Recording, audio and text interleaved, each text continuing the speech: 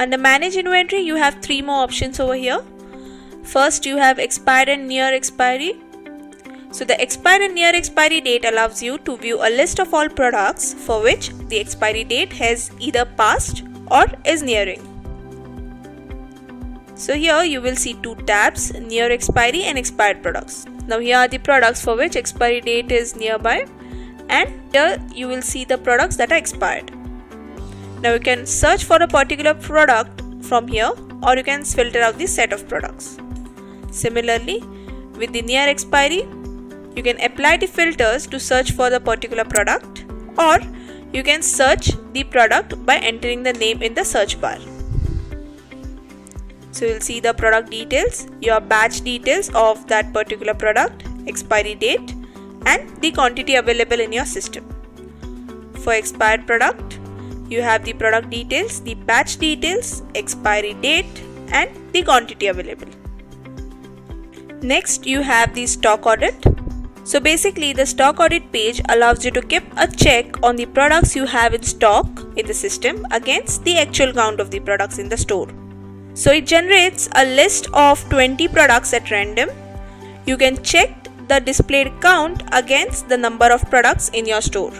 To generate a new list, click on Generate New List button over here. So this was all about the stock audit section. Next comes print barcode section.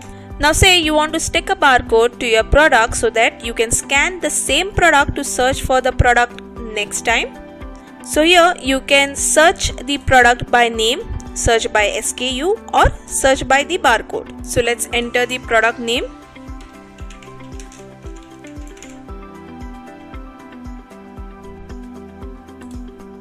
Now here is the product name, last updated. Then the batch lot number. If you want to add a new batch, you can add it from here itself. This is the barcode. Now you can select the quantity to print the barcode, the in-stock value of this product, MRP, and the selling price. Now to print this barcode, click on print option over here. Now since my printer is not connected, I have this option. Once you connect the printer, you can print the particular barcode. Next you have the printer setup. So basically you need to select your printer type. Then your barcode template. There are various templates over here. You can select according to your choice. Next is your IP address port. The third option you have is barcode design. So here you will see the fields that are disabled are not supported in the selected barcode label. Changes made won't reflect the Argon printer. So over here you can basically decide what you want to print on your barcode. So these are the selected fields which I want to display on my barcode. Once done, click on complete.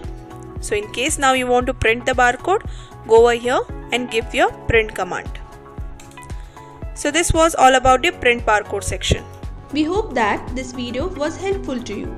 If you still have any questions, comment below or contact our support team directly. For more such videos, subscribe to our channel and press the bell icon to never miss any update.